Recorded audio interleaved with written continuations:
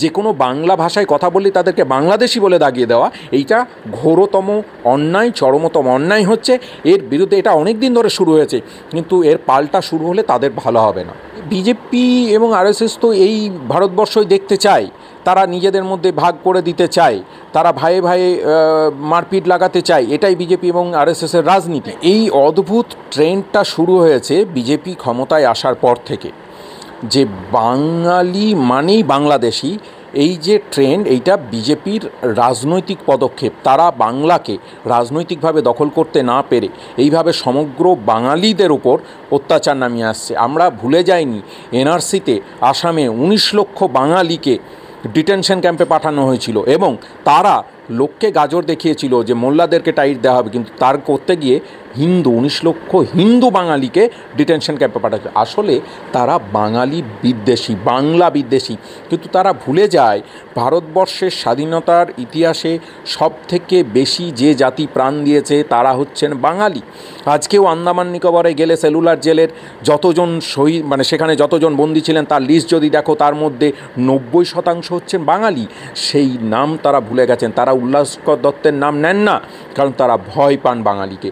বাঙালি আজকে সমস্ত জায়গায় পৃথিবীতে সুপ্রতিষ্ঠিত, তাদের শিক্ষার জন্যে, মেধার জন্যে, তাদের দেশভক্তির জন্যে।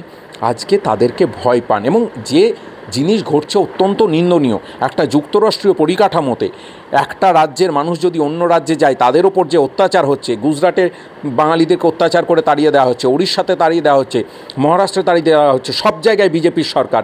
যেগুলো বিজেপির সরকার নেই সেখানে তো হচ্ছে না, এই জায়গা থেকে হচ্ছে। তাহলে আজকে আমাদের এখানে যে সমস্ত অন্য রাজ্যের মানুষজন আছেন, তাদের সঙ্গে কালকে যদি বাংলার মানুষ রেগে গিয়ে একই কাজ করে, সেটা কি ঠিক হবে? আমি তো মনে করি না সেটা কাম্য। আমরা চাই না সেটা হতে। কালকে মাননীয় মুখ্যমন্ত্রী মমতা বন্দ্যোপাধ্যায়ও একই কথা বলেছেন। আমরা চাই সমস্ত মানুষ এসে থাকুন, তারা সুস্থভাবে থাকুন, বাংলায় যারা থাকবেন বাংলার সংস্কৃতি ঐতিহ্য মেনে থাকুন, বাংলার ভাষা মেনে থাকুন, আমাদের কোনো আপত্তি নেই, আমরা সবাইকে স্বাগত জানাচ্ছি। কিন্তু সেখানে বাঙালিদের যে নিপীড়ন হচ্ছে, এইটা কিন্তু বিজেপিকে ভালো করে বুঝে নিতে হবে। এইটা ঠিক হচ্ছে না। এটা হলে আগামী দিন বাংলার মানুষ যদি পথে নামে, বাংলার মানুষ যদি পাল্টা আঘাত ফিরিয়ে দেওয়ার জায়গায় যায়, তাহলে কিন্তু তার পরিণতি, যাদের যে পরিণতি হবে, সেটা কিন্তু বিজেপির নেতা কর্মী তাদেরকে মাথায় রাখতে হবে। এই পরিণতিটা ভালো হবে না। বাঙালিদেরকে এইভাবে দুর্বল ভাবা ঠিক হচ্ছে না। এই বাংলা ক্ষুদিরামের বাংলা, এই বাংলা নেতাজি সুভাষচন্দ্রের বাংলা, এই বাংলা বাঘেদের বাংলা, বাঘাযতীনের বাংলা। সেখানে সেই বাঙালিদেরকে অত্যাচার করলে বাংলা মানুষ কিন্তু এটা বরদাস্ত করবেন, এটা হুঁশিয়ারি দিচ্ছি। প্রশাসনিকভাবে তারা যা ব্যবস্থা নেওয়ার নিন, কিন্তু বাঙালি জাতির একজন সাধারণ নাগরিক হিসাবে আমি তাদের সাবধান করে দিতে চাই যে বাঙালিদের ওপর একটা আঁচড় পড়লেও তার ফল কিন্তু তাদেরকে ভুগতে হবে। অনেকেই আমাদের ফোন করছেন যে দাদা, আমরা আধার কার্ড দেখাচ্ছি, আমরা ভোটার কার্ড, আমরা রেশন কার্ড, খাদ্য সাথী কার্ড, এগুলো দেখানোর পরেও আমাদেরকে বাংলাদেশি বলে পুলিশ গ্রেপ্তার করছে, এবং রাস্তাঘাটে এই গেরুয়াপন্থী মানুষজন তারা আমাদের উপরে আক্রমণ করছে। এই বিজেপি এবং আরএসএস তো এই ভারতবর্ষই দেখতে চায়, তারা নিজেদের মধ্যে ভাগ করে দিতে চায়, তারা ভাইয়ে ভাইয়ে মারপিট লাগাতে চায়, এটাই বিজেপি এবং আরএসএসের রাজনীতি।